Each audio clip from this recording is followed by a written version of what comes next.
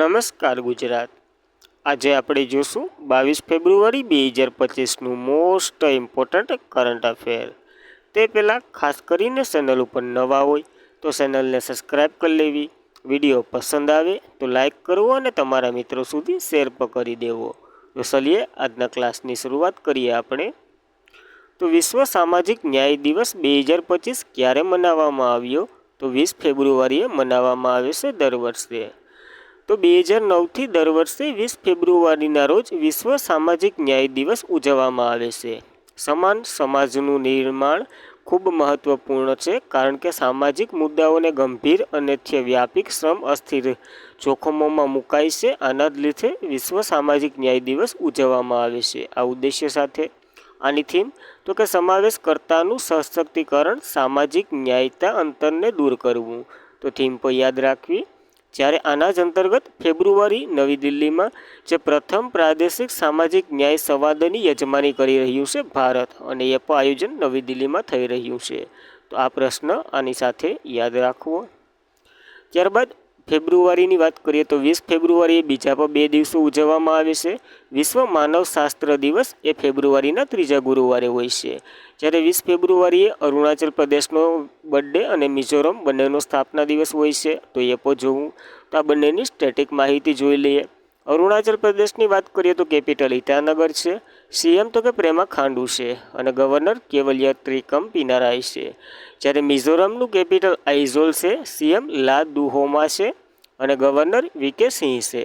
તો આ સ્ટેટિક માહિતી બંને રાજ્યની યાદ રાખવી। ત્યારબાદ ફેબ્રુઆરીના દિવસો જોઈએ તો 1 ફેબ્રુઆરીએ ભારતીય કોસ્ટગાર્ડ ફોર્સનો દિવસ ઉજવ્યો હતો, 49મો સ્થાપના દિવસ। 2 ફેબ્રુઆરી વિશ્વ વેટલેન્ડ દિવસ। 4 ફેબ્રુઆરી વિશ્વ કેન્સર દિવસ। 10 ફેબ્રુઆરીએ વિશ્વ કઠોળ દિવસ, રાષ્ટ્રીય કૃમિનાશક દિવસ, ઇન્ટરનલ એપિલેપી દિવસ, જે ફેબ્રુઆરીની બીજી સોમવારે મનાવવામાં આવે છે। આ બધી દિવસો જોયા હતા 10 ફેબ્રુઆરીએ। 11 ફેબ્રુઆરીએ વિજ્ઞાનમાં મહિલાઓ અને છોકરીઓનો આંતરરાષ્ટ્રીય દિવસ। 11 ફેબ્રુઆરીએ સલામતી ઇન્ટરનેટ દિવસ, દાણચોરીનો વિરોધી દિવસ અને વિશ્વ યુનાની દિવસ પણ આપણે ઉજવ્યા હતા। 12 ફેબ્રુઆરી રાષ્ટ્રીય ઉત્પાદકતા દિવસ જોયો હતો। 13 ફેબ્રુઆરીએ 2 દિવસો, રાષ્ટ્રીય મહિલાનો દિવસ અને વિશ્વ રેડિયો દિવસ। 15 ફેબ્રુઆરીએ વિશ્વ પોંગોલોંગી દિવસ, જે ફેબ્રુઆરીના ત્રીજા શનિવારે મનાવવામાં આવે છે। આના જ અંતર્ગત આંતરરાષ્ટ્રીય બાળ કેન્સર દિવસ પણ આપણે જોયો હતો 15 ફેબ્રુઆરીએ। જ્યારે 17 ફેબ્રુઆરીએ વૈશ્વિક પ્રવાસન સ્થિતિસ્થાપકતાનો દિવસ આપણે ઉજવ્યો હતો। તો અત્યાર સુધીના ઉજવેલા બધા જ દિવસો યાદ રાખવા ફેબ્રુઆરીમાં। ત્યારબાદ કયો ખેલાડી વિરાટ કોહલી પછી બીજા ક્રમે સૌથી ઝડપી 11,000 વન ડે રન પૂરા કરનાર ખેલાડી બન્યો છે? તો રોહિત શર્મા બન્યો છે ભારતીય ખેલાડી। તો ભારતીય કેપ્ટન રોહિત શર્મા વન ડેમાં 11,000 રન પૂરા કરનાર બીજા સૌથી ઝડપી બેટ્સમેન બન્યા છે। પહેલા નંબર ઉપર તો વિરાટ કોહલી જ છે। તેમણે બાંગ્લાદેશ સામે ચેમ્પિયન ટ્રોફી છે જે મેચ દરમિયાન આ સિદ્ધિ મેળવી, અને ઇવનિંગની વાત કરીએ તો 261 ઇવનિંગમાં આ સિદ્ધિ મેળવી છે। જ્યારે વિરાટ કોહલીની વાત કરીએ તો સૌથી ઝડપી હાસિલ કરનાર છે, અને જેણે 222 ઇવનિંગમાં આ સિદ્ધિ મેળવેલી છે। તો યાદ રાખવા આ બંને ભારતના દિગ્ગજ ખેલાડીઓને। ત્યારબાદ ક્યાં પ્રથમ વર્ટિકલ બાયોફેરિયન સોલાર પ્લાન્ટનું ઉદ્ઘાટન થયું છે? તો નવી દિલ્હીમાં થયું છે। હવે આ બાયોફેસિયન એટલે શું? તો કે બંને બાજુથી પ્રકાશ પડી શકે એવું। આપણે આ જૂની સોલાર પ્લેટ જોતા હોય ને, તો એમાં વન સાઈડ જ પ્રકાશના તરંગો પડે અને ત્યાંથી જ સોલાર ઉત્પન્ન થાય। આ તો ઊંધી રાખવું કે હમી બંને બાજુ હમી જ લાગે એવી રીતના પ્લેટ બનાવી અને આ પ્રથમ કર્યું છે।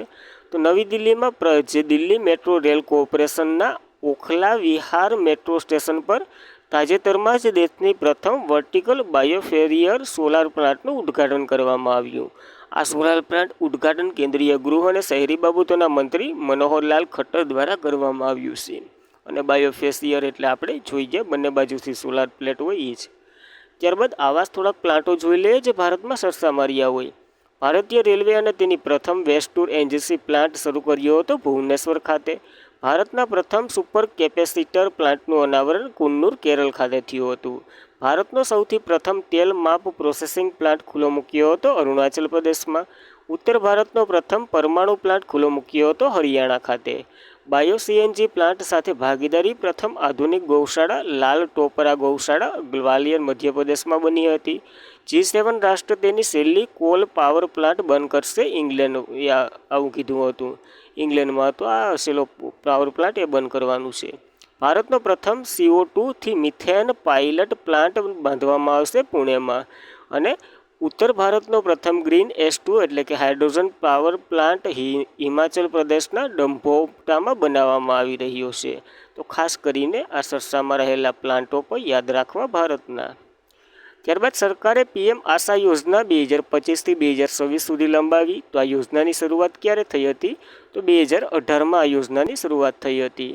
તો ભારત સરકારે સંકલિત પ્રધાનમંત્રી અન્નદાતા આય સંરક્ષણ અભિયાન, જેનું ફૂલ ફોર્મ થાય છે આશાનું, આ યોજનાની મુદત 31 માર્ચ 2026 સુધી લંબાવી દીધી છે. અને PM આશાનો કાર્યકાળ 15મા નાણાં પંચના જે કાર્યકાળ સાથે સહસમાપ્ત કરવાનો છે. એટલે કે 15મું નાણાં પંચ 31 માર્ચ 2026ના રોજ પૂરું થાય છે. તો આને મર્જ કરી દીધી કે આપ ત્યારે પૂરું કરો એવું રાખો. અને આ કરવામાં આવ્યું છે. આ 31 માર્ચ 2024ના રોજ સમાપ્ત થવાનું છે. તો 15મા નાણાં પંચના અધ્યક્ષ અરવિંદ પડગડિયા છે. તો એ પોઈન્ટ પર યાદ રાખવો, કારણ કે સરસામાં છે તો પૂછાઈ શકે. જ્યારે આ યોજનાની માહિતી લઈએ તો પ્રધાનમંત્રી અન્નદાતા આય સંરક્ષણ અભિયાન જે PM મોદીએ 2018માં શરૂ કરી હતી. આનો ઉદ્દેશ્ય તો કે ખેડૂતોને જે પાકની યોગ્ય કિંમત મળે તેની ખાતરી કરવી. જેમ કે યોજના હેઠળ પાકો ચણા, અડદ, મગ, અડદ, મસૂર, તેલીબિયામાં મગફળી, રેપીસી, સરસવ, સોયાબીન, તલ, સૂર્યમુખી, કુસુમ, નાઇગર સીડ અને નારિયેળ વગેરેનો સમાવેશ થાય. હવે આ MSP એટલે મિનિમમ સપોર્ટ પ્રાઇસ. હવે આ જો વેપારમાં કોઈને એટલે કે સરકાર કીધું કે જો તમે તમારી રીતના વેચો તો અમને કંઈ વાંધો નથી, પણ તમને અહીં જો પૂરતું મૂલ્ય ન મળે ને તો તમે NSPમાં વેચી શકો. અને મિનિમમ જે સ્પેશિયલ પ્રાઇસ છે ને એ સરકાર નિર્ધારિત કરશે. ટૂંકમાં એટલા સુધીમાં તો તમારે લેવું જ પડે. જો અહીં એટલા ભાવ ન મળે તો તમે અહીંયા પણ વેચી શકો. એવી રીતના આ સ્કીમ છે, તો એ પણ યાદ રાખવી. ત્યારબાદ કયું રાજ્ય મે મહિનામાં મિસ વર્લ્ડ સ્પર્ધાનું આયોજન કરવાનું છે? તો તેલંગાણાના હૈદરાબાદ ખાતે આ ઇવેન્ટ યોજાવાની છે. તો 72મી મિસ વર્લ્ડ સ્પર્ધા 9 મેથી 31 મે દરમિયાન તેલંગાણામાં યોજવામાં આવશે, જેની અંતિમ ઇવેન્ટ હૈદરાબાદમાં યોજાશે.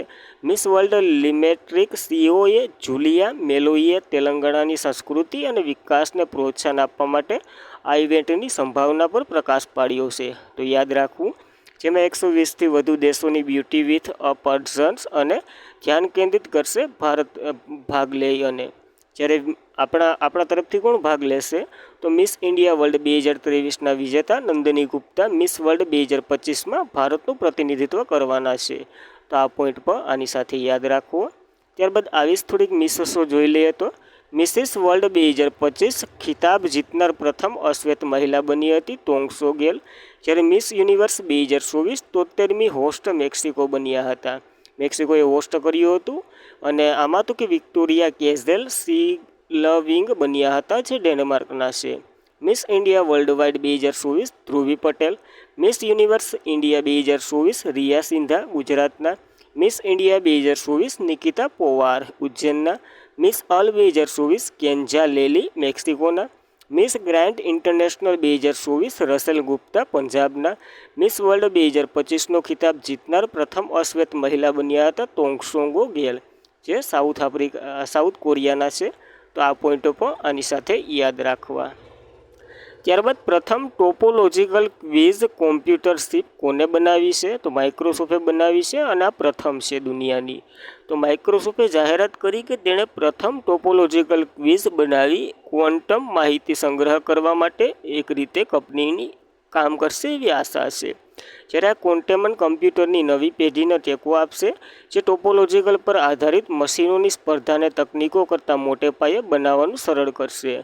તો યાદ રાખવું. અને આનું નામ તો કે મેયોરાના 1 આપ્યું છે આ શિપનું નામ. તો માઇક્રોસોફ્ટના CEO સત્ય નદેલાએ જણાવ્યું કે ટોપોલોજીકલ ટેકનોલોજીથી બનેલી આ ક્યુબિટન ઝડપી, ભરોસાપાત્ર અને નાની હશે, જે અદ્યતન સિસ્ટમ તમામ જે સમસ્યાઓ છે એનો સામનો કરશે. હાલ કમ્પ્યુટરમાં એકસાથે પણ હલ કરી શકાય છે, એટલે કે એકસાથે ઘણા બધા પ્રશ્નોનું સોલ્યુશન મળશે આ શિપથી. તો યાદ રાખવું. માઇક્રોસોફ્ટે બનાવી છે તો એની વાત કરી લઈએ, જેની રચના 1975માં થઈ હતી. સ્થાપક તો કે બિલ ગેટ્સ અને પોલ એલન. જ્યારે મુખ્ય મથક એનું વોશિંગ્ટન ડીસીમાં આવેલું છે અને સીઓ તો કે સત્ય નાદેલા છે. યાદ રાખવી આ એક માઇક્રોસોફ્ટ વિશે માહિતી. ત્યારબાદ આવું થોડુંક દેશનું પ્રથમ જોઈ લઈએ તો દેશનું પ્રથમ CSIR સેગા ઇનોવેશન કોમ્પ્લેક્સનું ઉદ્ઘાટન મુંબઈમાં થયું હતું. ભાષણી ભારતની ભાષા ઇન્ટરફેસ સાથે કરાર કરી ત્રિપુરા પ્રથમ ઉત્તર પૂર્વનું રાજ્ય બન્યું હતું.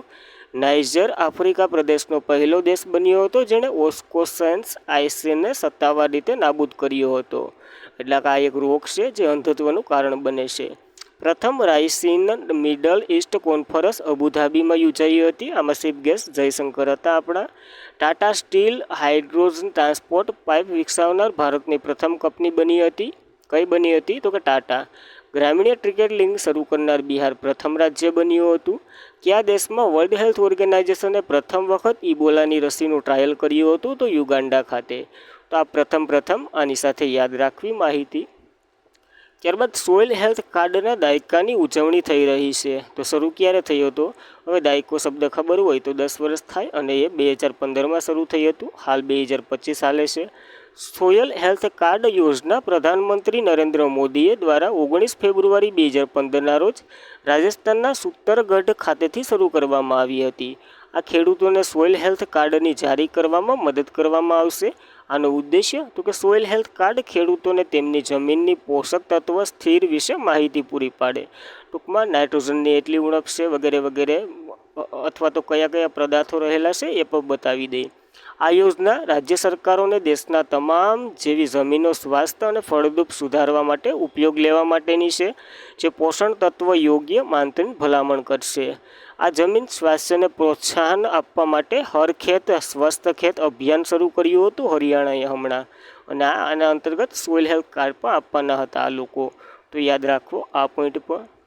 ત્યારબાદ કેન્દ્ર સરકારની થોડીક સરસામાં રહેલી યોજનાઓ જોઈ લઈએ. જેવી રીતના અહીંયા કેમ દાયકો પૂરો કર્યો તો એવી સરસામાં ઘણી યોજના હતી. તો PM ગ્રામ સડક યોજના 25 ડિસેમ્બર 2000માં શરૂ થઈ હતી. આનો ઉદ્દેશ્ય તો કે ગામડાઓમાં 12માસી રસ્તાઓને જોડવા.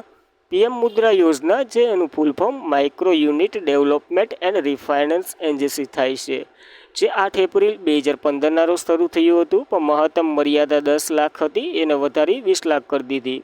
PM કિસાન સન્માન નિધિ યોજના જે 24 ફેબ્રુઆરી 2019ના રોજ યુપીના ગોરખપુરથી શરૂ થઈ હતી. PM જનધન યોજના 28 ઓગસ્ટ 2014ના રોજ હમણાં 10 વર્ષ પૂર્ણ કર્યા. PM આયુષ્માન ભારત યોજના 23 સપ્ટેમ્બર 2018ના રોજ રાંચી ઝારખંડથી. કૌશલ્ય લોન યોજના 2015માં મહત્તમ લોન મર્યાદા 1.5 લાખ હતી, એને વધારી 7.5 લાખ કરી દીધી. 24-25ના બજેટમાં ઉલ્લેખ હતો. PM કિસાન માનધન યોજના 12 સપ્ટેમ્બર 2019ના રોજ રાંચીથી શરૂ કરી હતી અને અહીંયા 5 વર્ષ પૂર્ણ કરી ચૂક્યું. સ્વસ્થ ભારત અભિયાન 2 ઓક્ટોબર 2014ના રોજ શરૂ થયું હતું, હમણાં 10 વર્ષ કમ્પ્લીટ કરી ચૂક્યું. મેક ઇન ઇન્ડિયા કાર્યક્રમ 25 સપ્ટેમ્બર 2014ના રોજ 10 વર્ષ પૂર્ણ કરી ચૂક્યું. સ્ટાર્ટઅપ ઇન્ડિયા 16 જાન્યુઆરી 2016ના રોજ. સ્ટાર્ટઅપ ઇન્ડિયા 5 એપ્રિલ 2016ના રોજ. પ્રધાનમંત્રી આદિજાતિ ન્યાય મહાઅભિયાન જે PM જનમન તરીકે ઓળખાય છે, યોજના 15 નવેમ્બર 2023ના રોજ શરૂ થઈ હતી. તો આવી સરસામાં રહેલી યોજનાઓ પણ જોવી. ત્યારબાદ કોણ એજન્ટોને ડિજિટલ સશક્ત બનાવવા માટે વન મેન ઓફિસ શરૂ કરી રહ્યું છે?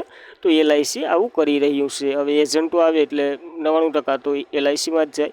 ભારતીય જીવન વીમા નિગમ છે LIC એ વન મેન ઓફિસ નામની એક નવી ડિજિટલ પહેલ રજૂ કરી, જેમાં એજન્ટોને કાર્યક્ષમતામાં વધારો કરશે અને 24x7 ડિજિટલ સેવાઓ પૂરી પાડશે. ટૂંકમાં કહીએ ને તો આ LICનું એક એપ છે ને, એની મદદથી તમે એના એજન્ટો ગમે ત્યાં હોય મોબાઈલથી બધી કરી શકશે એવું છે.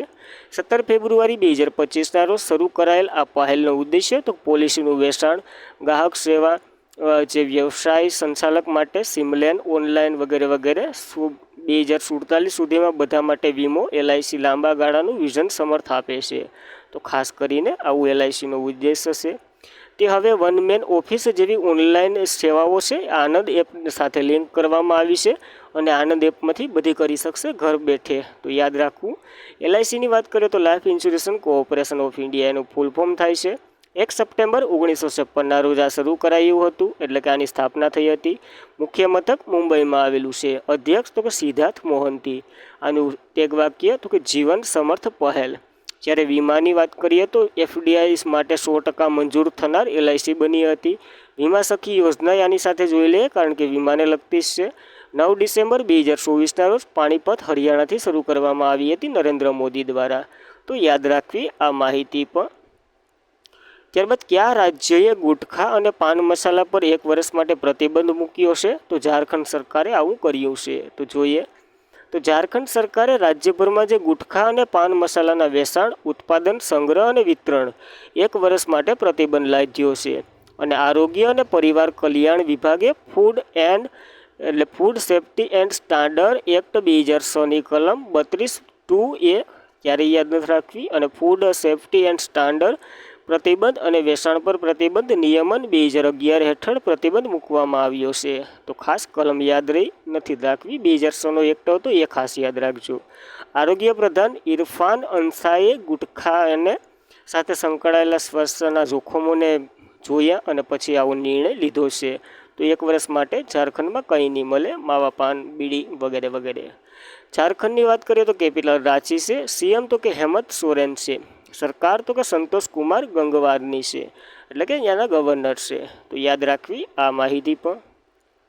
ત્યારબાદ કઈ ક્રિકેટ ટીમના ભૂતપૂર્વ કેપ્ટન અને પસંદગીકાર મિલિંદ રેંગેનનું 73 વર્ષની વયે અવસાન થયું છે? તો મુંબઈ ક્રિકેટ ટીમના ભૂતપૂર્વ કેપ્ટન રહી ચૂક્યા. તો મુંબઈના ભૂતપૂર્વ કેપ્ટન અને પસંદગીકાર મિલિંદ રંગેનું 19 ફેબ્રુઆરીને બુધવારના રોજ 73 વર્ષની વયે અવસાન થયું. જેઓ મુંબઈ ક્રિકેટના જ્ઞાનકોશ તરીકે જાણીતા હતા. તેઓએ મુંબઈ ક્રિકેટ ટીમને ભૂતપૂર્વ કેપ્ટન, પસંદગીકાર અને માર્ગદર્શક પણ હતા. તો યાદ રાખવી મુંબઈ ક્રિકેટ ટીમના ભૂતપૂર્વ જે પસંદગીકાર મિલિંદ રેંગેનનું 73 વર્ષની વયે અવસાન થયું. યાદ રાખવું ઇમ્પોર્ટન્ટ છે. ત્યારબાદ 2025ના થોડાક નિધનો જોઈ લઈએ તો વિશ્વની સૌથી વ્યધુષ ઓલિમ્પિક સુવર્ણ ચંદ્રક વિજેતા એગ્રેન્સ કેટલેનનું અવસાન થયું હતું. તેઓએ હંગેરીમાં આ મેડલ જીત્યો હતો.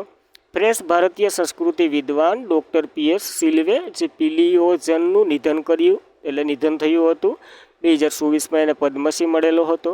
ભૂતપૂર્વ મુખ્ય વૈજ્ઞાનિક સલાહકાર ડૉક્ટર I ચિદમ્બરમનું 199માં પદ્મશ્રી ભૂષણથી સન્માનિત હતા. એનું હવે હાલ તો કે અજય કુમાર સૂદ છે આપણા મુખ્ય વૈજ્ઞાનિક સલાહકાર.